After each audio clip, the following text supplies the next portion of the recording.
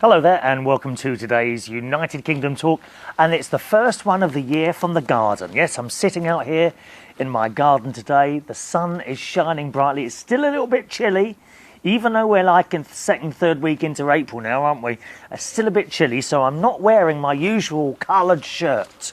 I'm not as smart as I usually am. I'm sitting here in my G-Star jeans, which I bought last year. So far, a year's wear out of them. Very pleased with that because we don't like clothes that fall apart, especially not when they were the price these were, dear. G-Star jeans, very expensive. I think these jeans, this one pair of jeans, would you like a? I'll give you a twirl. Okay, I'm standing up now. I'm giving you a twirl of my G-Star jeans. Okay. Because I want them to get as much exposure as possible. These jeans are the most expensive items in my wardrobe. It's true. There's no suit or anything like that. No expensive shoes. These jeans are the most expensive items in my wardrobe. It's true. It's true. Most of the jeans I've got in there are like 10, 15, 20 pounds. We don't spend money on clothes, as you can see. Anyway, so I've got that on. And a Lonsdale t-shirt, which is sleeveless. Which apparently, I had this on in Belushes the other day, and I was saying this T-shirt looks a bit gay. I don't know what they mean by that. Hang on a minute. I can't take the other arm off because my microphone is attached to it. But yes, a sleeveless T-shirt, and I think I'm looking quite butch today in this. Actually, you can see the muscles.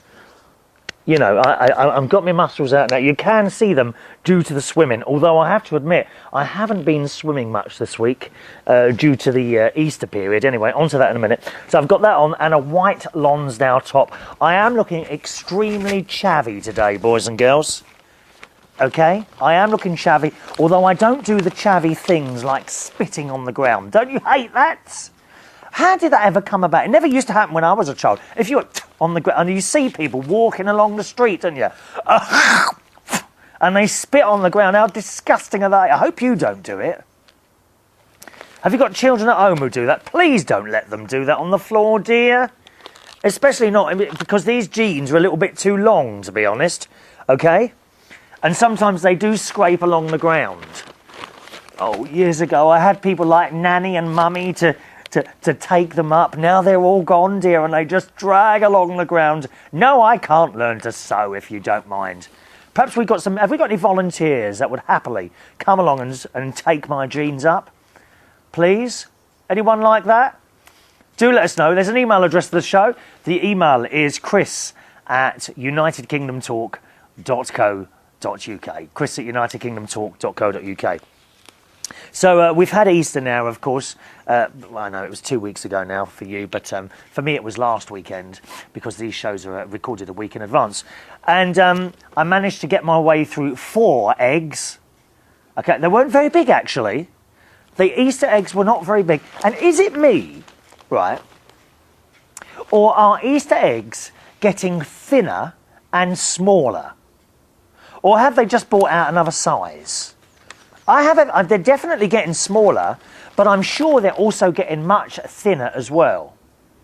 I didn't manage to get hold of a Cadbury's flake egg, but I did have a couple of those Cadbury's Easter egg size cream eggs. Now, when I first saw these out years ago, I thought, how wonderful. A Cadbury's cream egg, but in Easter egg size. And I thought it would be a big egg, complete with that lovely fondant centre. That lovely egg-like fondant centre. But they're not, are they? What they are is a chocolate shell, and if you're very lucky, you get 2 cream eggs inside. But it's not the same. I think Cadbury should do that. Who are the new owners? Kraft, that's it. They should bring out Cadbury's cream eggs, Easter egg size. So you've got a great big egg, completely full of that lovely, sticky fondant centre. Don't you love it? But they don't. 2 rotten old eggs inside. How disappointing is that? But the point is, the actual shell of this egg is extremely thin. I would say it's about 2 millimetres thick. I mean, one bite out of my mouth and the whole thing's gone, dear. So have you noticed that? Are Easter eggs getting smaller and thinner? Very, very disappointing, dear. Do let us know, Chris at unitedkingdomtalk.co.uk. It has been an extremely busy Easter period for me, with one of the venues opening till 4 in the morning. Now, I didn't work till 4 in the morning. Only one night I worked until 4 in the morning, and that was on the Easter Sunday. And I have to say, I was very, very tired on Monday. So tired that I actually missed the live show that we did, not last Monday, the Monday before. I actually missed it. And do you know what? That's the first time I've actually missed a live a radio show, or indeed, let me think, anything, really. That's the first time I've missed anything because I was so tired. I really was. I woke up because the live show is, of course, at 12 o'clock. Now, if you ever want to find that, go to unitedkingdomradio.co.uk on a Monday afternoon at 12 o'clock UK time. And that's where I am, okay? Monday afternoons, 12 o'clock UK time, our live show. And you can join in by telephone and Skype and email as well. And as I say, it's all live, so it's all like instant. And I woke up about 10 past 11 and I looked at the alarm clock and I thought, I can't do this today. I really can't do this today, so I didn't. I felt bad about that because there were always people waiting, I think, to join into the show. But I just couldn't do it, so I had to opt out with this whole Easter thing. I do appear, once again, to have taken on a little bit too much, I think. I'm doing my DJ, my karaoke, that pays the money, okay?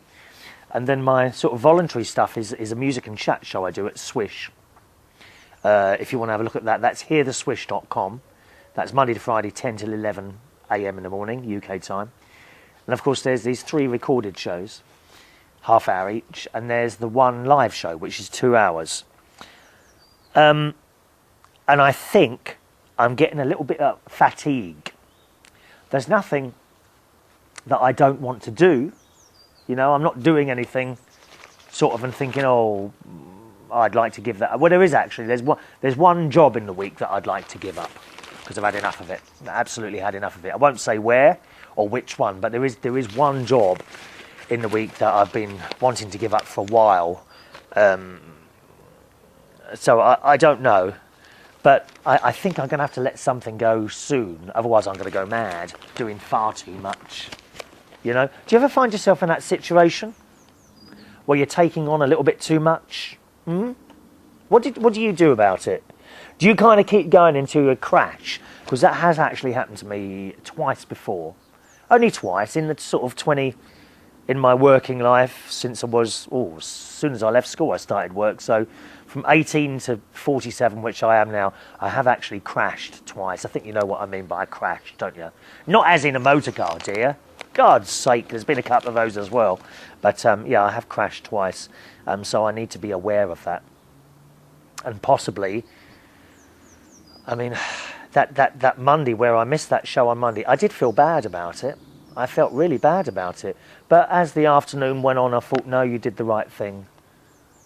As our dear friend Suko in New York said to someone on another show, was it Paul Edwards, I think she was talking to, who's also on United Kingdom Radio, she was saying, Chris, if he had been there, he wouldn't have been there, if you see what I mean. So although you're sitting there in front of the microphone and the camera doing the show, your head isn't actually there, and it's got to be there.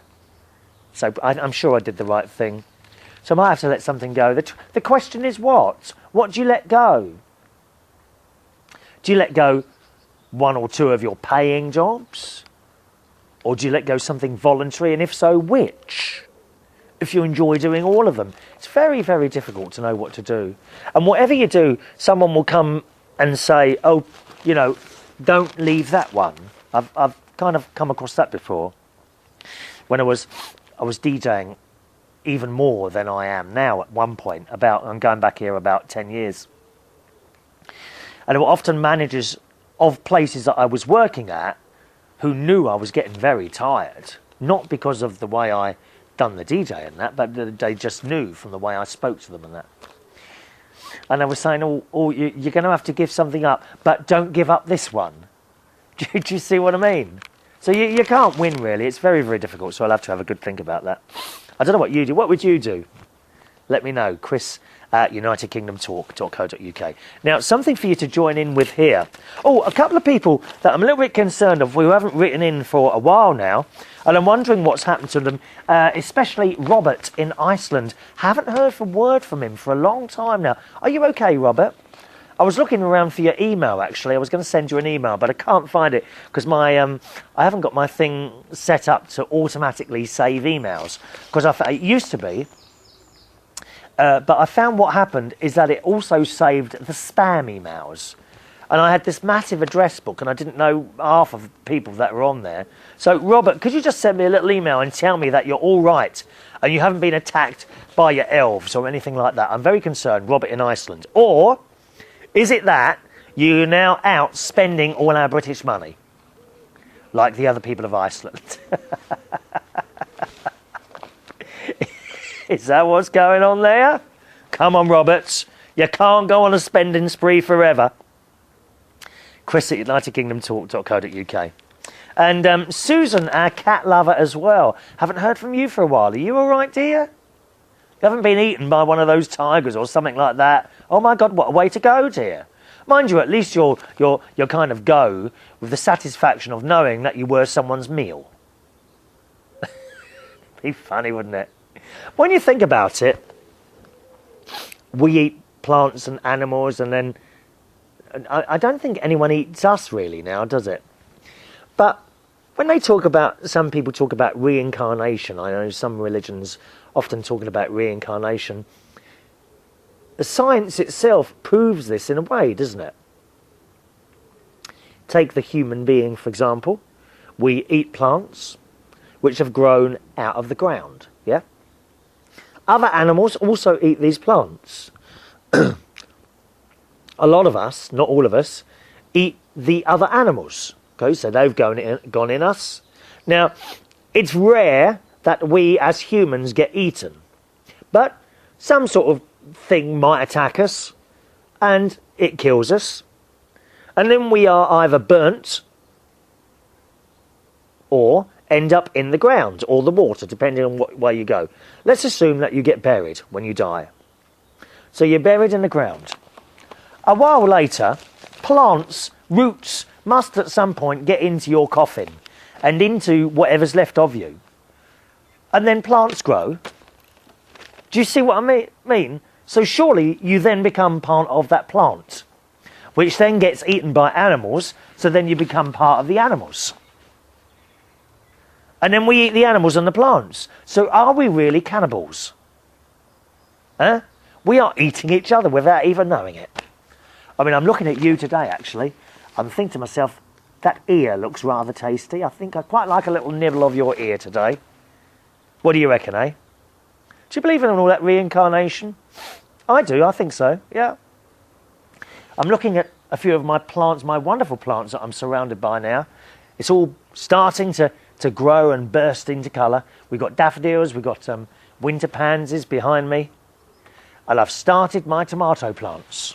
Yes. I've bought semi-grown plants this year. They weren't expensive, about 69 pence each. And there's 12 of them, so that's about £11, I suppose, for all those. 3 grow bags as well.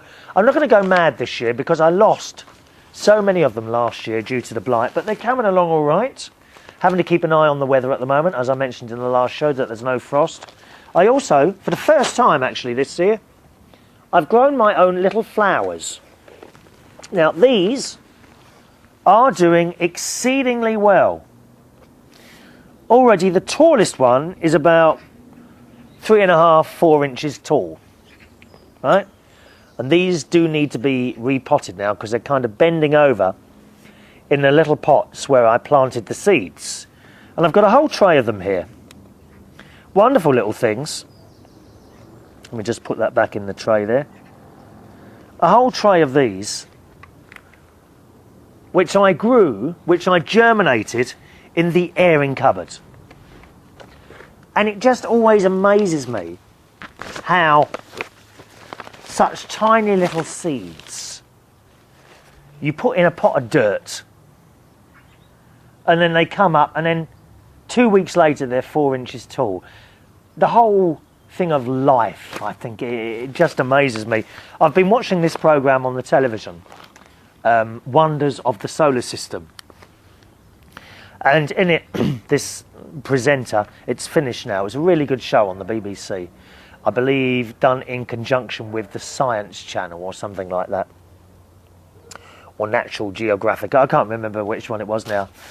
And he goes on to talk about life and how it evolves and all this, that and the other, and the Earth. And how is it that the Earth is full of life and everything else, and yet nowhere else can we find it? We've got some wonderful telescopes now that we can see deep into space, into the solar system, into our own galaxy. I don't know how far they can see, and yet in all those millions and billions of miles, they cannot find any other life yet, or at least not life as we know it. Perhaps another life form will be something completely different, something that doesn't need to breathe, something that doesn't need sunlight, something that doesn't need water, and yet it's a life. Perhaps we are at this moment surrounded by other beings, other life forms that we cannot see or hear or smell. And maybe those things are around. Maybe there is life on the moon. We just can't see it because, well, I suppose because we have our kind of own mindset of what life is. But I just find life on this planet so amazing, how you can get an entire plant out of the tiniest of little seeds. You give an example of the tomato plant, some of which are behind me now. Some of them 6 inches tall now. Got a leaf spread of 1, 2, 3, 5 inches perhaps, which will get bigger and bigger. And yet you look at the tiny seed from which that came. If you've never seen a tomato seed before, just go and get yourself a tomato and cut it open. It's full of seeds. How is it that something as big and as giving as the tomato plant can come from such a tiny little seed? It just amazes me, doesn't it you? There we are. So that's the garden at the moment. All doing very well. I'm going to transfer. I think I'll make a hanging basket later with these flowers that are growing because they're bending over now and they need to be tended to. They need to be tended to, boys and girls. Now, here's something for you to email in about.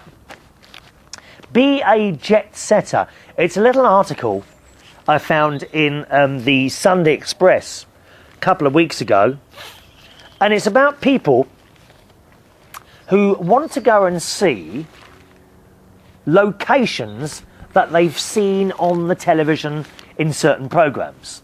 And the story goes, it's by a guy called Stuart Winter. You've read the books, watched the big screen dramas and the television. Now visit the historic locations. Thousands of sightseers are creating a tourist phenomenon called set jetting. Okay? Earning millions of pounds for the Natural Trust. And basically, they go around and they want to see the places. Sorry, it's a helicopter going over there. Can you hear that? Basically, they want to see the places in which these television and film programmes were made. Wonderful.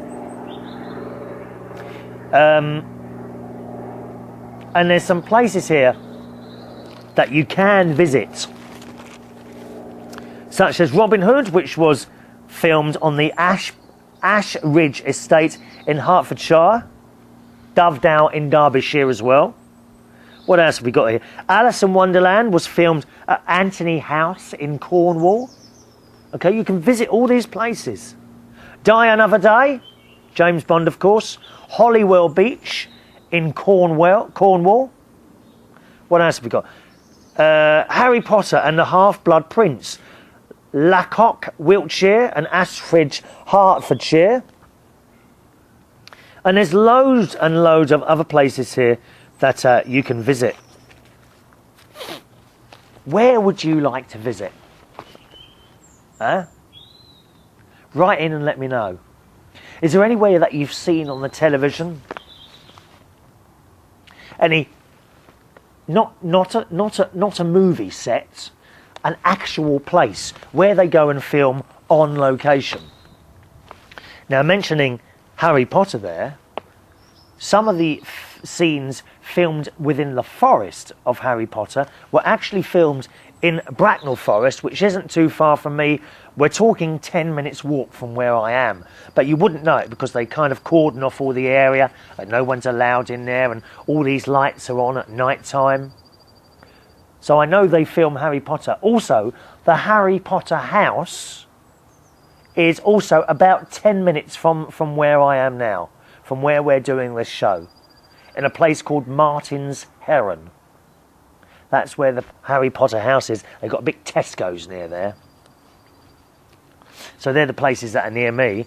But places I'd really like to see are Dallas.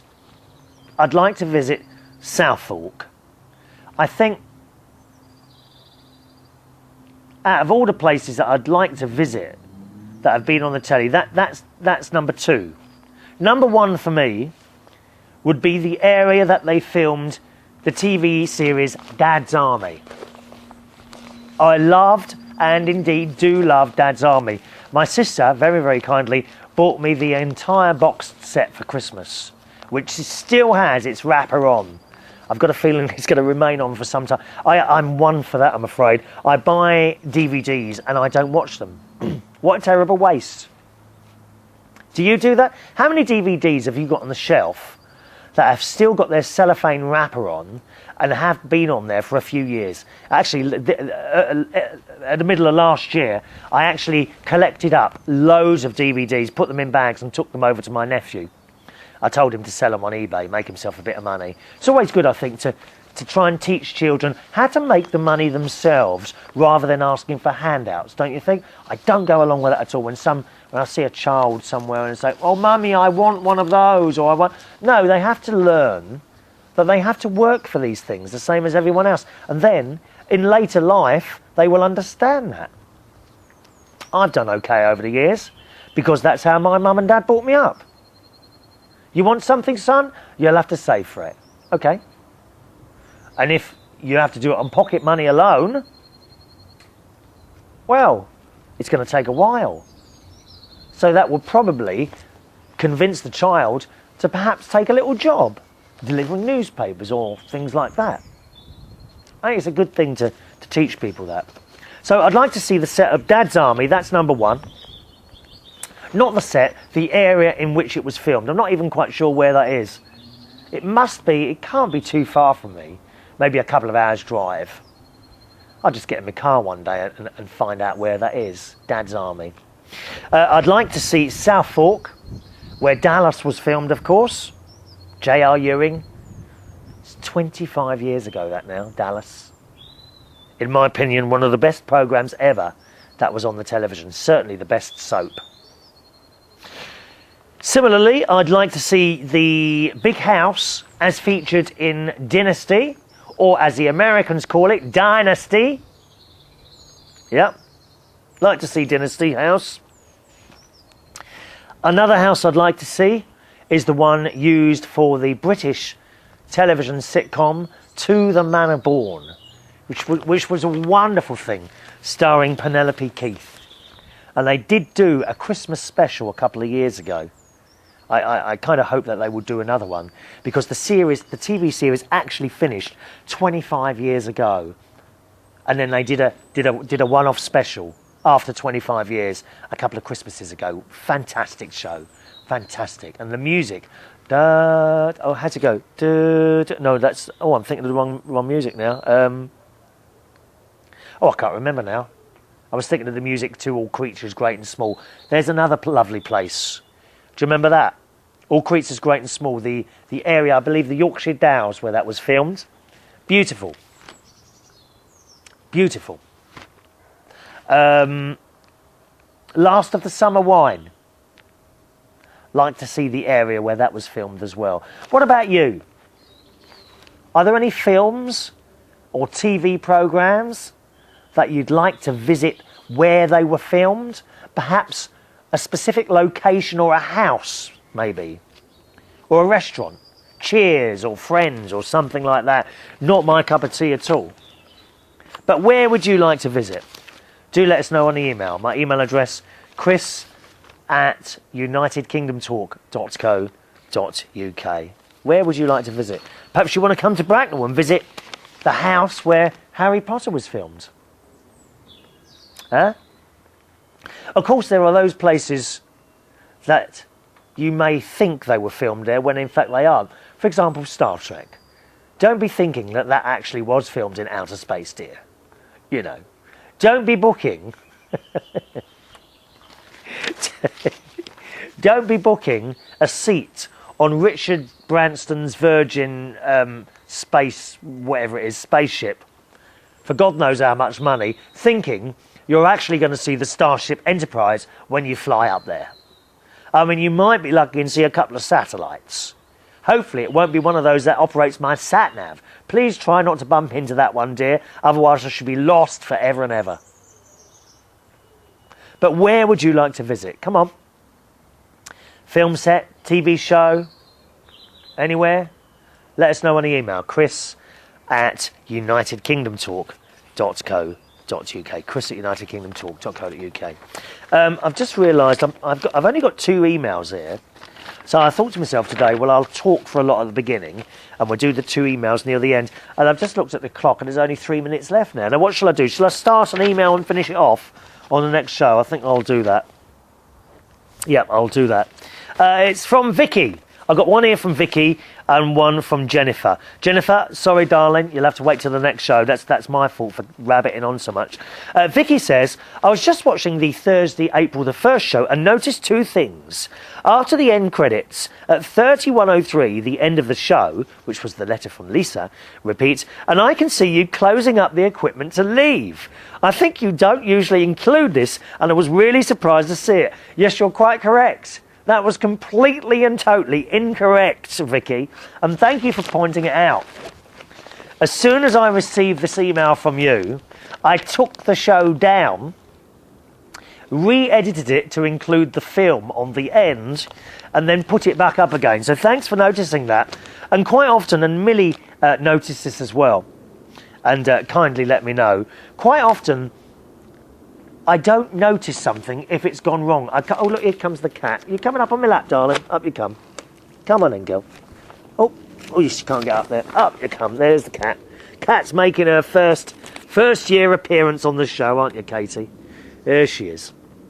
Yes, I don't notice things that have gone wrong often. So I do appreciate an email coming in or anything like that, all right, because I may not have noticed. So thank you very much for that, Vikki.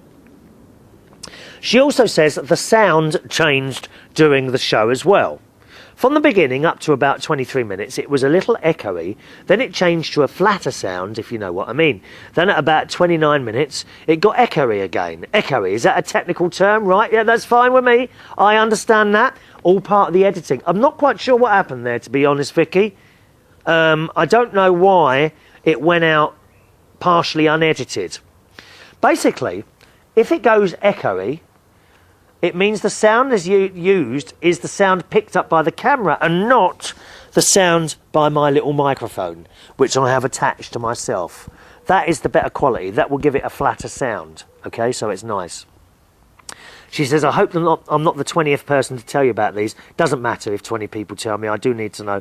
But I figured I should let you know, since I remember you saying you don't listen to your own shows and you seemed very tuned into sound and microphones and the way the show sounds using different ones. Yes, so that was the reason there. Thanks for letting us know, Vikki.